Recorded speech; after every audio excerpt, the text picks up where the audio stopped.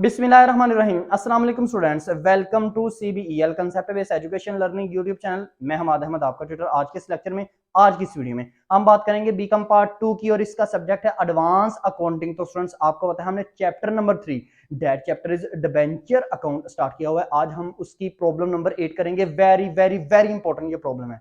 आपको बताऊं, ये प्रॉब्लम 99% बच्चों को इस प्रॉब्लम की समझ में नहीं आती। मैं आपको इतने सिंपल वे में गाइड करूंगा ना आज इस वीडियो के अंदर कि इंशाल्लाह ताला इस प्रॉब्लम के रिलेटेड आपकी जितनी भी प्रॉब्लम्स है ना, इंशाल्लाह ताला वो क्लियर हो जाएंगी।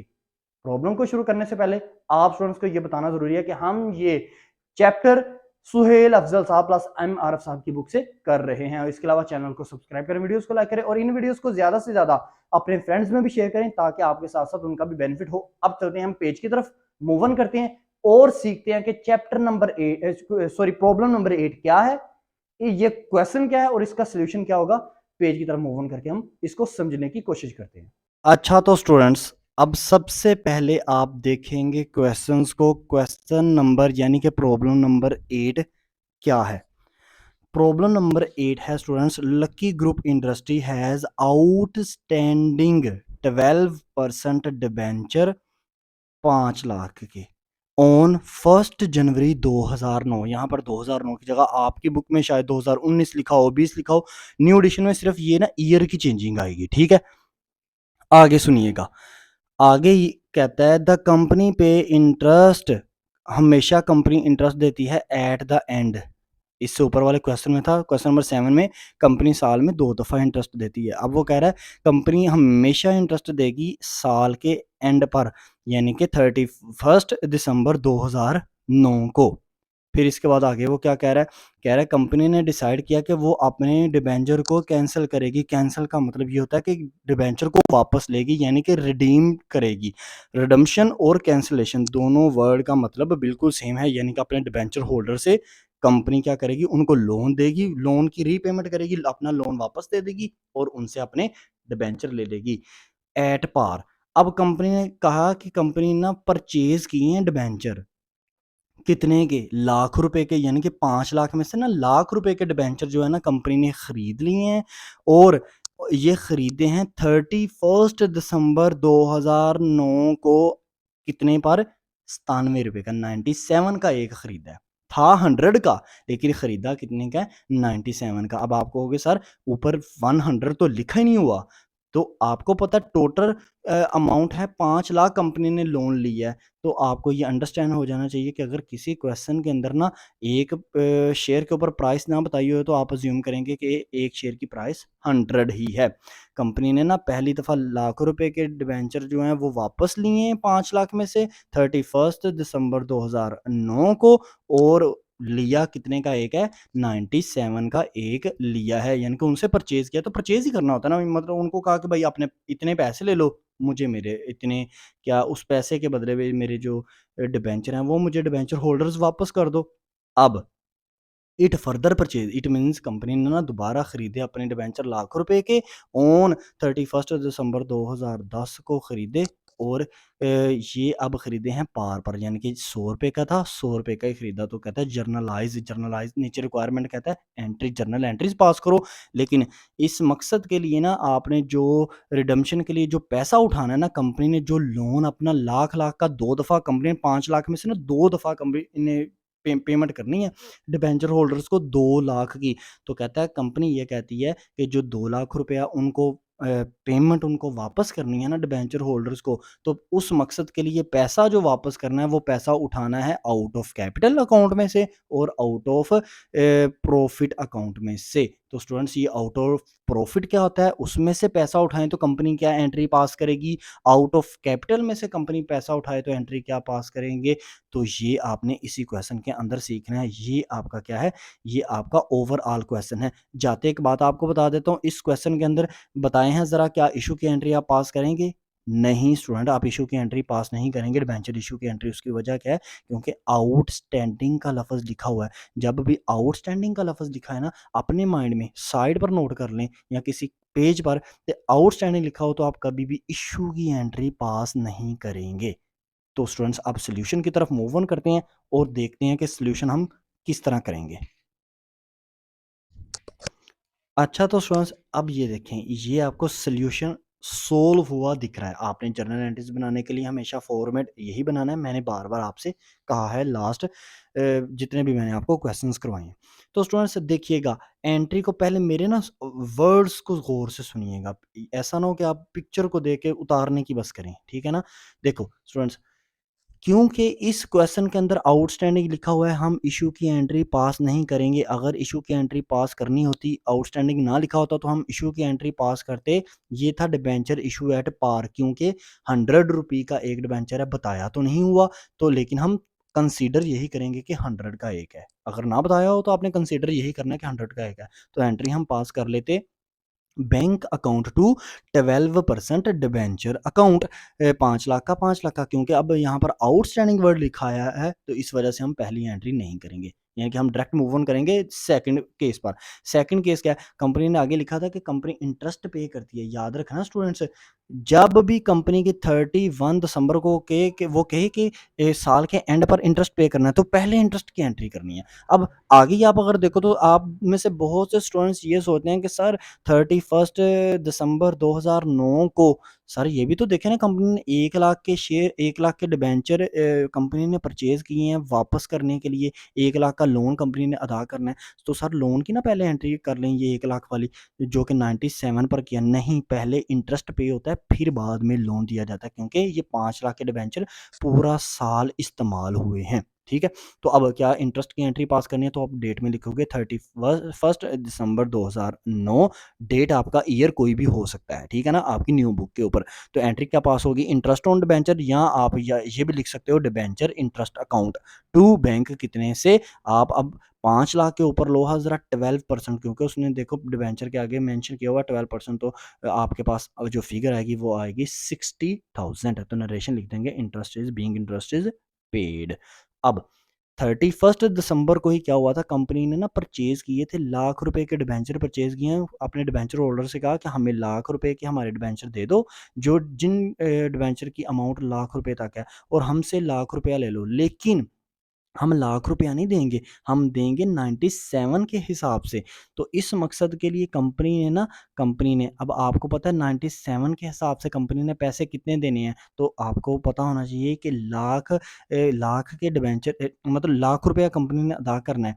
तो अगर 100 का एक डिबेंचर हो, तो लाख को 100 से डिवाइड करें तो आपके पास 1000 आते हैं, ठीक है ना।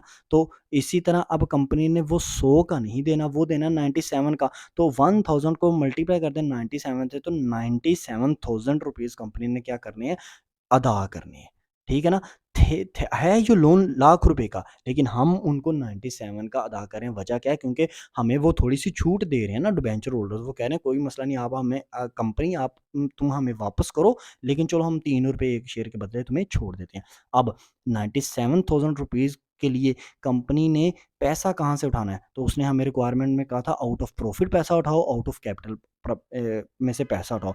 जब भी कंपनी अपने प्रॉफिट में से पैसा उठाएगी, तो याद रखिएगा हमेशा 2 एंट्रीज पास होंगी। तो आप डिटेल के अंदर ना पहले मेंशन करोगे आउट ऑफ अ प्रॉफिट, तो 31 दिसंबर 2009 डेट में लिखोगे, और आउट ऑफ प्रॉफिट में आप एंट्री लिखोगे profit and loss appropriation account to debenture redemption reserve account, या यहाँ पे लिख सकते हो डिबेंचर रिडम्पशन अकाउंट। अमाउंट कितनी, लाख रुपए की, लाख रुपए की। ये profit and loss appropriate account क्या है, ये अप्रोप्रिएट का मतलब ये होता है ऐसा अकाउंट, ऐसा आपने जो पैसा उठाना है ना, हमेशा प्रॉफिट में से पैसा उठाना है। देखो जहाँ पे लिखा हो ना प्रॉफिट एंड लॉस अकाउंट, तो इसका मतलब है उस अकाउंट में लॉस भी हो सकता है, लॉस के भी पैसे हो सकते हैं, प्रॉफिट के भी पैसे हो सकते हैं। लेकिन अगर लिखा है ना profit and loss appropriate account, तो याद रखिएगा इसका ये मतलब होता है कि कंपनी ने सिर्फ पैसा कहाँ से उठाना है, प्रॉफिट वाले बॉक्स में से पैसा उठाना है, प्रॉफिट वाले अकाउंट में से पैसा उठाना है। और ये क्योंकि ये हमारा एक क्या है, प्रॉफिट आपने पैसा देना है, तो आपको पता है प्रॉफिट एंड लॉस हमेशा क्या होता है, डेबिट होता है। अब डिबेंचर रिडम्पशन, तो डिबेंचर रिडम्पशन करने लगे ना, कंपनी अपने डिबेंचर वापस करने लगी है, तो वापस करने लगी, अभी लायबिलिटी क्रिएट होगी, तो लायबिलिटी बढ़ेगी, तो क्या करेंगे, हम क्रेडिट करेंगे लाख लाख के। मेंशन दिखाना हमने यही है कि हमने लाख लाख के डिबेंचर जो है वो वापस करने, लाख रुपया हमने लोन वापस करना है, ठीक है ना। हमने अपने लाख रुपए के लोन जो है ना कंपनी ने ना क्या करने हैं, खरीद लेने हैं। हमने अपने हम मीन्स कंपनी ने अपने लाख रुपए के डिबेंचर जो है ना वापस ले आने अपनी कंपनी के अंदर। तो आप क्या लिखोगे, आप लिखोगे narration being amount is set aside, हमने एक अमाउंट को ना साइड पे ना रखा है जो हम profit and loss appropriate account में से निकालेंगे डिबेंचर को वापस लेने के लिए, रिडम्पशन करने के लिए। दूसरी एंट्री क्या होगी, अब इसमें हम ना एक्चुअली तौर पे डिबेंचर को वापस कर देंगे। तो जब मैं हम सॉरी डिबेंचर को वापस लेंगे तो यानी कि लोन को वापस करेंगे, तो जब हम असल में लोन को वापस करेंगे ना तो एंट्री ये पास होगी, आउट ऑफ प्रॉफिट हमेशा 2 एंट्रीज पास होंगी, ठीक है। ये सेकंड वन एंट्री है। तो अमाउंट डेट लिखेंगे आप 31 दिसंबर 2009। अब देखिएगा, जब अभी आपकी लिएबिलिटी डिक्रीज़ होनी है, डिबेंचर को वापस करना है तो लिएबिलिटी डिक्रीज़ होनी है ना, तो 12% डिबेंचर अकाउंट होगा debit to bank account credit. अब 12% डिबेंचर अकाउंट कितने के थे? 1 लाख के, लेकिन बैंक में पैसे, हमारे से पैसे जा कितने रहे हैं? हमारे से पैसे जा रहे हैं 97,000। 1000 को जब आप मल्टीप्लाई करोगे ना 97 से तो आपके पास आएगा 97,000। अब बहुत से स्टूडेंट्स ये सोचते रहते हैं सर 1000 कहाँ से आया? 1000 आएगा, उसने कहा है कि लाख रुपए के डिबेंचर कंपनी ने परचेज़ किए हैं और एक डिबेंचर की कीमत ₹100 है जो कि हमने कंसीडर की है। तो लाख रुपए को जब 100 पे डिवाइड करो तो 1000 ही आता है। तो 97,000 रुपीज़ आए बैंक में। अब दोनों अमाउंट में फ़र्क आया। अब कंपनी को क्या बचा, 3000 रुपए का कंपनी को मुनाफ़ा हुआ तो कंपनी लिखेगी कैपिटल रिज़र्व अकाउंट 3000 और यहाँ पर लिख देगी narration company being debenture is redeemed. अब ये 2 एंट्रीज़ पास होंगी। जब भी कंपनी कहेगी ना कि मैंने डिबेंचर को रिडम्पशन किया, मैंने डिबेंचर अपने अपने डिबेंचर्स को वापस ले लिया है और पैसा उठाया मैंने 97,000 रुपया जो मैंने डिबेंचर होल्डर को दिया वो मैंने आउट ऑफ प्रॉफिट दिया। तो यही 2 एंट्रीज़ आप पास करेंगे, अमाउंट्स तब्दील होते जाएँगी अकॉर्डिंग टू क्वेश्चन। अब आउट ऑफ कैपिटल आपने पैसा उठाना है तो डेट क्या देंगे? डेट आप देंगे 31 दिसंबर 2009 ही। जब भी आउट ऑफ कैपिटल आपने पैसा देना है ना तो याद रखिएगा स्टूडेंट, जो आउट ऑफ प्रॉफिट की सेकंड वन एंट्री होगी ना, बिल्कुल सेम टू सेम अमाउंट के साथ वही एंट्री आ जाएगी। 12% venture account, bank account, capital reserve account कितने से 1 लाख से 12% वेंचर अकाउंट बैंक में 97,000 और यहाँ पर कैपिटल रिज़र्व अकाउंट कितने से आ जाएगा 3000 से आ जाएगा और नरेशन भी वही पास कर देंगे आप जो ऊपर आपने पास किया है, बीइंग अ डिबेंचर इज़ रिडम्प्ड, ठीक है। अब क्या हुआ मतलब 2009 जो है वो बिल्कुल कंप्लीट हो गया। अब 2010 की बारी आई तो उसने कहा कंपनी ने फर्दर परचेज़ किए हैं 1 लाख के डिबेंचर कंपनी ने दोबारा से खरीदे हैं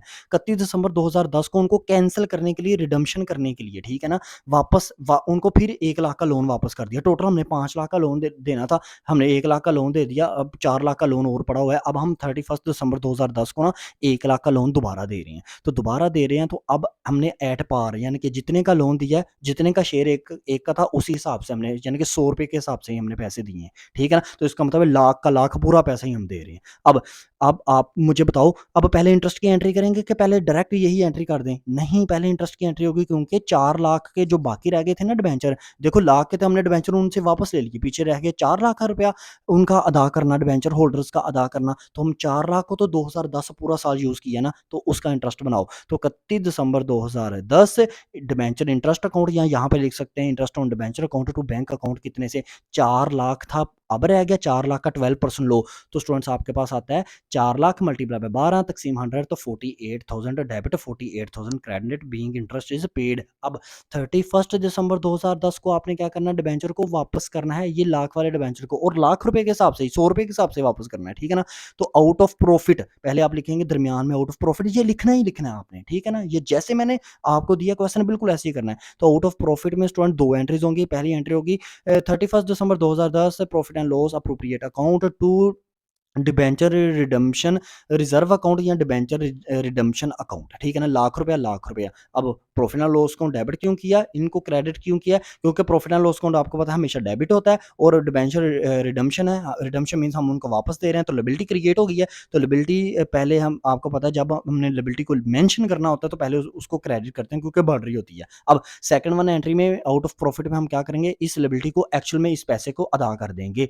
तो हमारे पास एंट्री क्या आ जाएगी 31 दिसंबर 2010 एंट्री आपके पास स्टूडेंट्स आएगी 12% venture account to bank account lakh रुपया। अब यहाँ पर कोई कैपिटल रिजर्व नहीं आएगा, उसकी वजह क्या, क्योंकि स्टूडेंट्स हम 100 रुपए के हिसाब से उनको वापस कर रहे हैं, हमें उसने बताया एट पार, ठीक है ना, ध्यान से क्वेश्चन को पढ़ेंगे आपको पता चल जाएगा। आपके साथ में पास बुक होनी चाहिए लाजमी। अब आउट ऑफ कैपिटल, तो आउट ऑफ कैपिटल जब भी आप एंट्री करोगे, जब भी आप पैसा दोगे, यानी कि कंपनी आप पैसा उठा रही है कैपिटल अकाउंट में से, कैपिटल का एक बॉक्स कंपनी का बना हुआ है, उसमें से कंपनी पैसा उठा रही है, उसमें से कह रही है कंपनी कि ये लाख रुपया जो मैंने अदा करना है ना, ये कैपिटल अकाउंट में से उठाऊंगी, इसमें से मैं खर्चा करती हूँ। तो जब भी कैपिटल अकाउंट में से आउट ऑफ कैपिटल कंपनी ने पैसा देना है, तो आउट ऑफ प्रॉफिट की जो सेकंड वन एंट्री होती है वही बिल्कुल सेम टू सेम एंट्री लिखी जाती है आउट ऑफ कैपिटल में। तो क्या होगी, वो हो जाएगी आपके पास 31 दिसंबर 2010 12% venture account to bank account 1 lakh narration आप वही सेम टू सेम ऊपर वाली लिख देंगे, बीइंग डिबेंचर इज रिडम्ड।